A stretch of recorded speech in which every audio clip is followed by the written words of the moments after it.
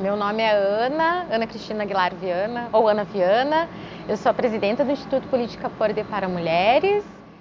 Eu sou Manu Alves, eu sou jornalista autônoma e trabalho com alguns coletivos, como o coletivo Sonoras de Artistas Autorais, o coletivo Elas por Elas no Cárcere, que a gente ajuda mulheres que são abandonadas pela família. Faço parte de um coletivo religioso chamado Iniciativa das Religiões Unidas. Sou lésbica, sou bruxa e sou feminista. Meu nome é Letícia Creus, eu sou vice-presidenta do Instituto Política Poder para Mulheres, eu sou professora de Direito Constitucional do Unifacear e aqui no curso eu dou aula de Direitos das Mulheres. Meu nome é Ana Flora e hoje eu atuo em movimentos cristãos na cidade de Curitiba e sempre com foco tanto na religião, realmente, e na atuação das mulheres e principalmente das crianças, que é o tipo de grupo que eu mais gosto de trabalhar. Meu nome é Milena, eu tenho 24 anos, sou de Cubatão, São Paulo, mas atualmente moro em Curitiba, onde eu estudo medicina na Universidade Federal do Paraná.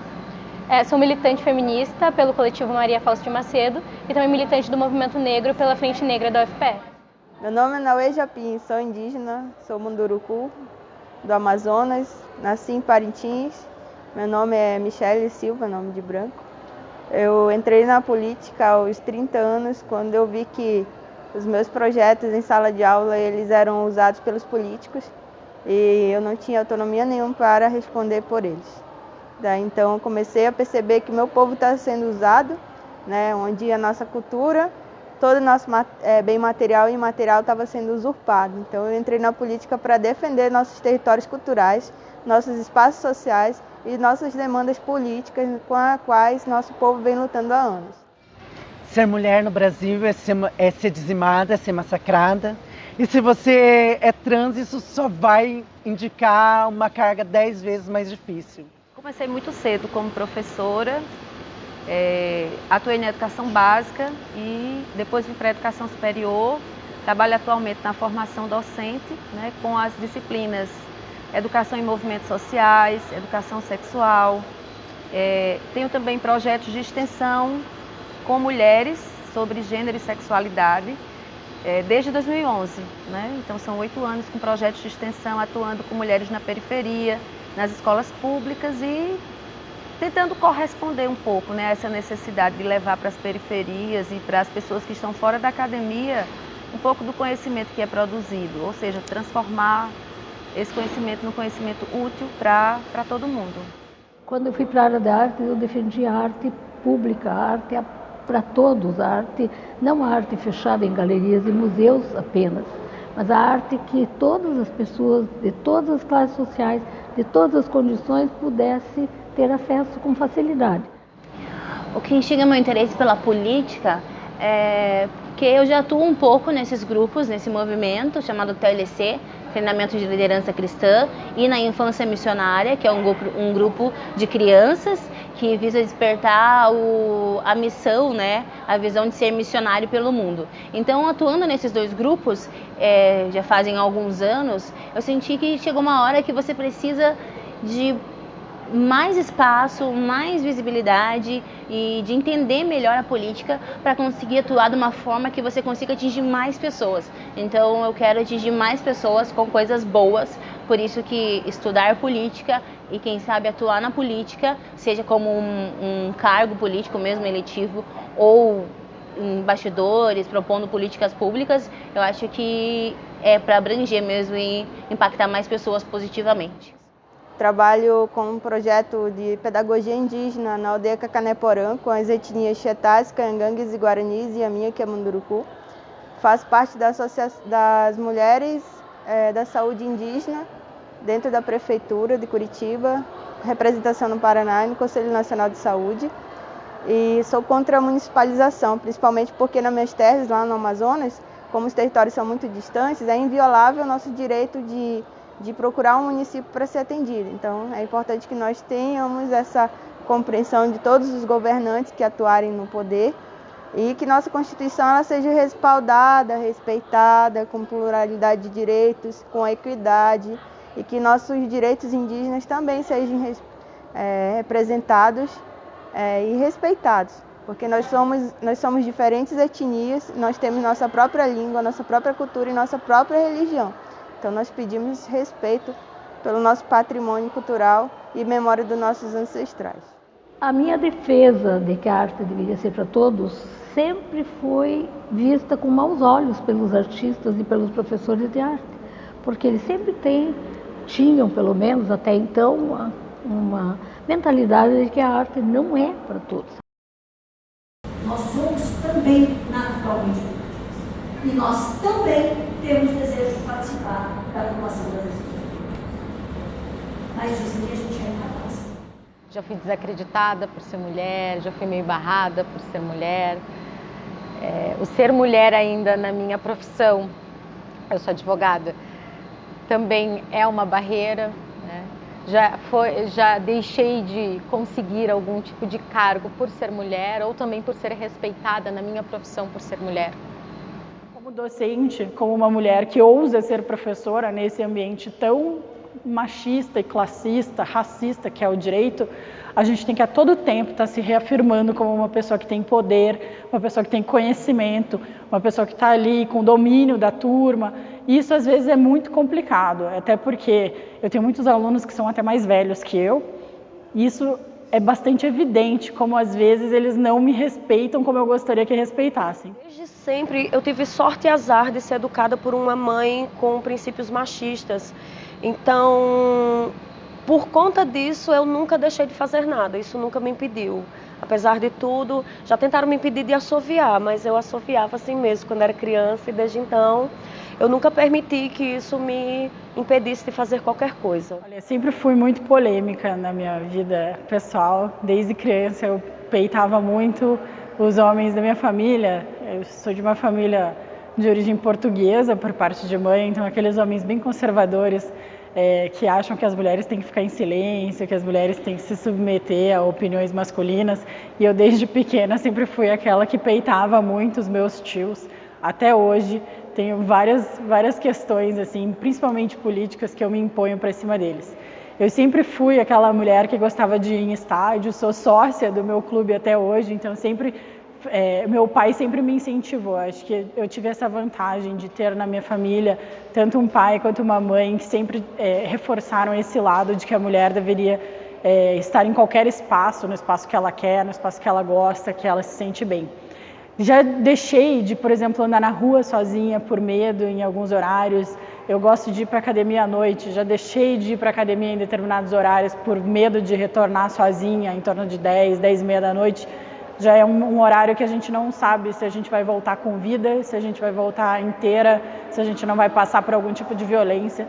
Então esse tipo de situação já me fez deixar de ir a alguns lugares que eu gostaria de ter ido, ou me fez repensar meus horários, né? Mas em geral eu procuro levar em consideração que tudo aquilo que eu quero fazer, eu tenho que fazer, que isso faz parte da minha subjetividade, fazer valer aquilo que nós, como mulheres, temos direito, nossa posição na sociedade. Me queixo principalmente da carreira profissional, da evolução na própria academia, porque como nós temos que dividir o tempo do trabalho com o cuidado com a família, então a gente acaba não se dedicando inteiramente à academia como os homens conseguem fazer na maioria das vezes. Então eles conseguem evoluir muito mais academicamente, isso é uma questão até de estatística já, né? Embora as mulheres estejam em maioria nas universidades, mas as áreas mais valorizadas, que são as pesquisas, a área da produção acadêmica em pesquisa, ela é dominada pelos homens, porque os homens têm mais tempo de se dedicar exclusivamente à carreira acadêmica. Bem, a nós que somos mulher trans, basicamente é negado vários espaços. Por exemplo, assim, eu já não posso andar depois das 10 horas da noite, porque como o meu corpo é um corpo objetificado, é um corpo sexualizado, eu andar na rua com meus shorts curtos, com as minhas pernas à mostra, eu estou querendo dar para alguém. Então, eu não posso sair na rua a partir de um determinado horário. Eu já comecei uma universidade, terminei porque dentro daquele espaço machista, ali não era meu lugar. E também, por exemplo, eu torço para determinado time aqui na capital, eu não posso ir no estádio porque a minha presença dentro desse sistema heteronormativo vai incomodar eles até o ponto deles quiserem me espancar. Então, por eu ser uma mulher e uma mulher trans, impera vários agravantes, né? Vários sonhos eu já deixei de ter, por exemplo, assim, frequentar determinados espaços que são ocupados pela população heteronormativa, principalmente os homens, né? Eu ser uma mulher trans, eu gosto de rock, mas eu me sinto insegura numa casa de rock porque eles vão se achar no direito de me agredir. Eu acho que ser mulher é viver constantemente com medo, né? Então você tem medo de andar pela rua à noite, você deixa de fazer coisas que você quer e também a todo momento você é tolhida. Então eu acho que desde pequena você é ensinada a não acreditar em você. Então, quando você parte para uma discussão com um homem, são raras as vezes em que você é visto no mesmo patamar. Então, você sempre tem que provar que você sabe um pouco a mais. Você sempre tem que se impor de uma maneira mais firme, senão você acaba sendo silenciada. Primeiro que a gente está vivendo um estereótipo machista, patriarcal e capitalista. A mulher já nasce com prazo de validade estipulado, né? A mulher não é permitido envelhecer. E para nós, mulheres trans, essa data é muito menor. Nossa prazo de validade dentro do sistema, ele cai. Não é à toa que as meninas vivem da prostituição e por viver da prostituição tem que estar sempre mudando o seu corpo, porque como um produto ela precisa sempre se inovar, né? Então, por exemplo, assim, esse estereótipo do ser mulher é muito complicado para nós trans, porque a sociedade impõe que nós não podemos envelhecer, a sociedade impõe um sistema de meritocracia e a sociedade impõe assim sistemas dolorosos muito maior do que para uma mulher cis, porque como nós não temos útero, a nós são deixados de ter alguns privilégios, como é o sistema normativo de relacionamentos. Corresponder a esse estereótipo de mulher bem educada, e aí eu não me considero uma mulher bem educada nesse sentido, porque eu sou contestadora, eu gosto de reclamar, eu sou de entrar nas discussões. Os meus desafios são em relação ao gênero, só isso. Eu não tenho mais nenhum desafio. Por mérito, por sonho, por ter nascido assim, nessa família específica. Como é que a gente vai conseguir? Vamos supor que a gente elegesse alguém para falar o nosso nome aqui no grupo. Essa pessoa tirada deste grupo aqui dentro, seria capaz de dar conta de todos os nossos interesses? Tem gente proprietária, tem gente não proprietária. Tem gente que não tem nenhum desafio de mobilidade. Eu tenho medo de levar condições, por ser mulher. Eu não tenho nenhum desafio de entrar e sair dos lugares. Eu não sinto que a minha pele é a roupa fora do lugar em todo lugar que eu vou.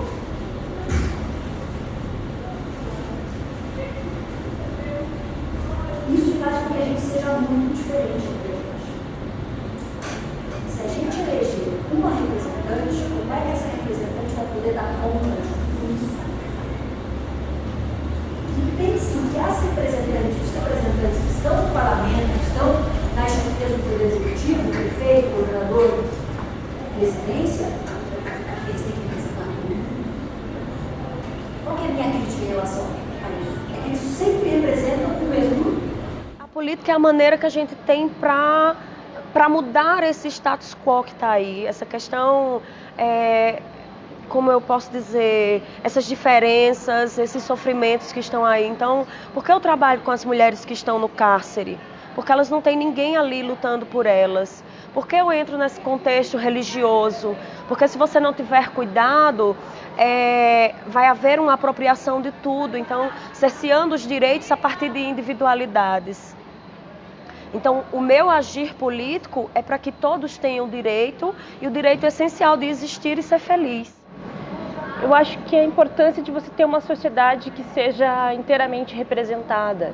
E eu vejo mulheres super talentosas, eu vejo mulheres nas ciências, eu vejo mulheres nas salas de aula, vejo mulheres empresárias. Eu vejo mulheres muito talentosas, muito mais talentosas, inteligentes e preparadas que os homens, mas essas mulheres normalmente elas não estão na política, elas não se envolvem, elas não querem se envolver e elas acreditam que elas não são capazes.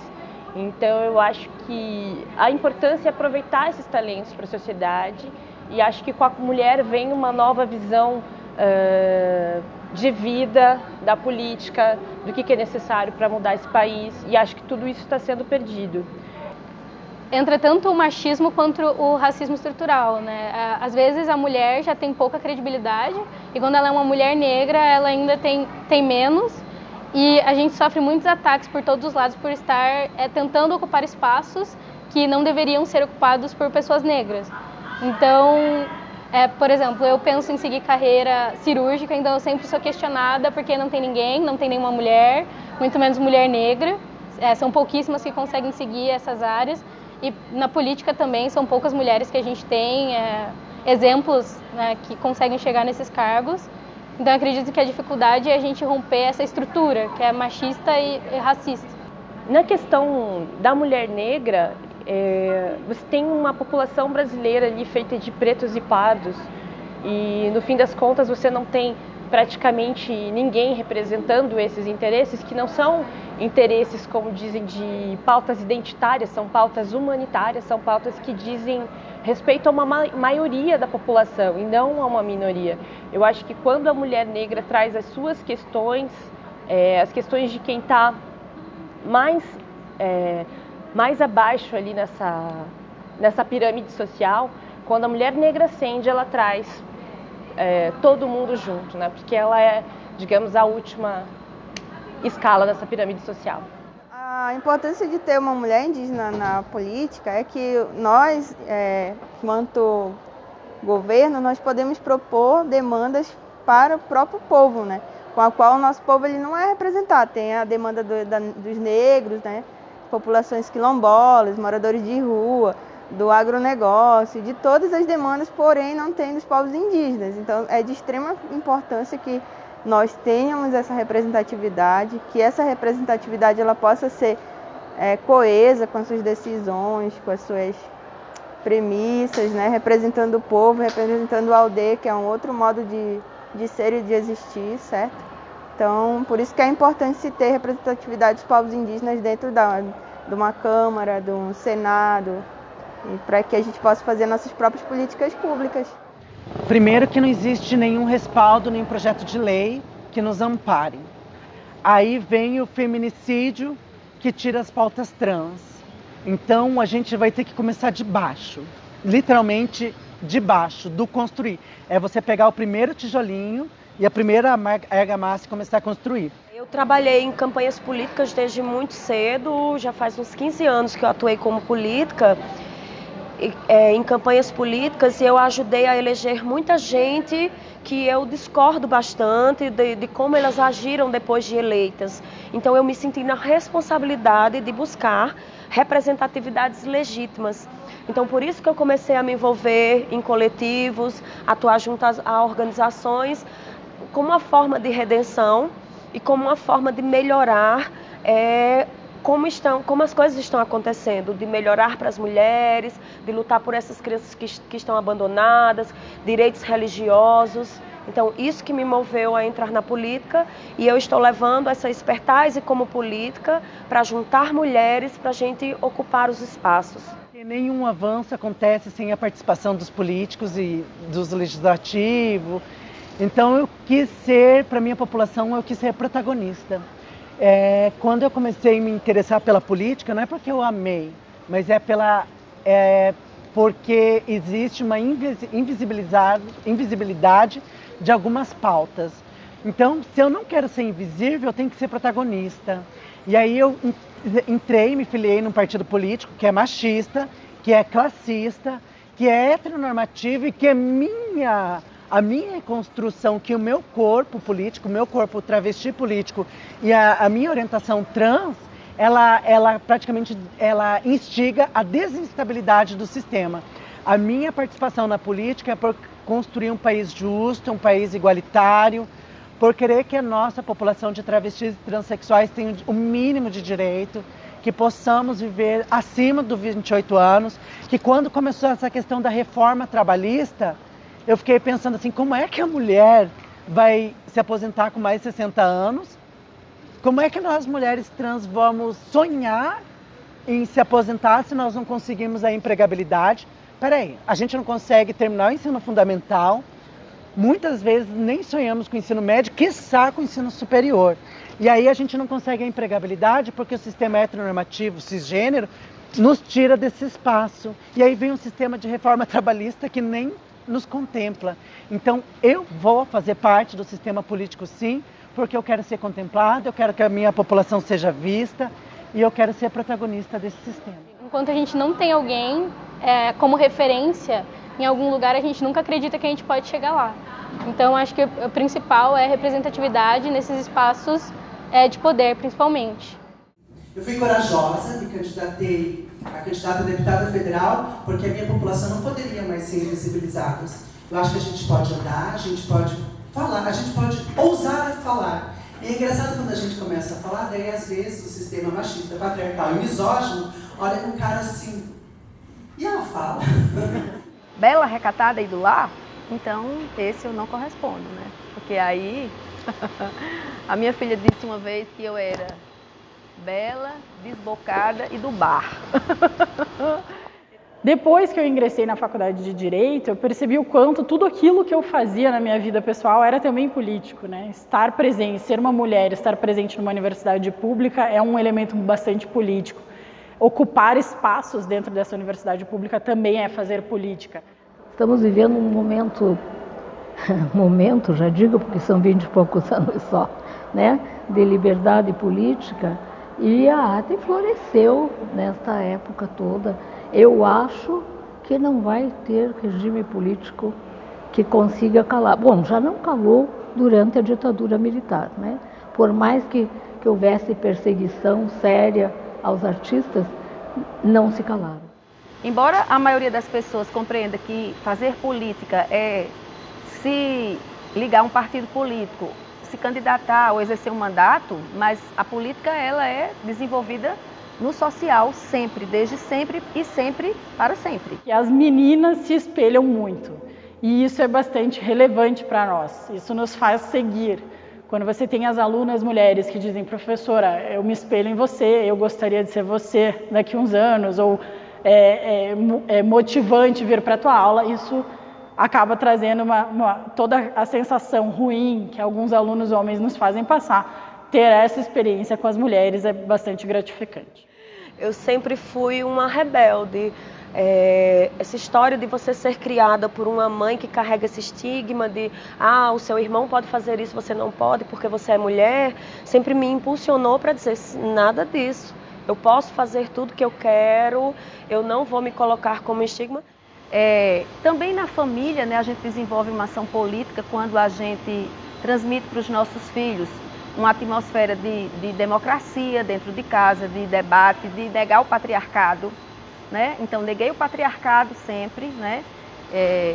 A gente casa e depois a gente vê que o casamento não foi legal, porque justamente o patriarcado é que vai engolir a gente dentro daquele casamento, então a gente rompe com o patriarcado a partir da nossa vida pessoal também, isso também é político, né? E nas campanhas eleitorais, né, eu participo analisando com os nossos estudantes, né, com os nossos jovens, quem são os melhores candidatos, quem são os piores candidatos também, quais são as bandeiras políticas que a gente tem, analisando os programas de governo e acreditando que as mulheres irão ocupar mais espaços. Primeiro, você possibilitar que diversas mulheres com o mesmo propósito estejam juntas. Acho que isso é a parte mais importante. Você permite com que pessoas de diferentes lugares, né, de diferentes credos, super diferentes, elas estejam juntas, mas que tenham um propósito específico, que é poder participar, é ter mais conhecimento, né, sobre a política. E isso já faz com que como se fosse uma rede, uma conexão entre essas mulheres. Essas mulheres vão sair daqui com outras histórias, com laços em que elas vão levar e elas vão perpetuar isso para outros lugares. Eu já deixei pessoas que eu gostava, né? já deixei minha família e já deixei a floresta. Por eu ser mulher, eu já fui perseguida, já foi violado todos os meus direitos e por eu ser mulher, eu sou resistência.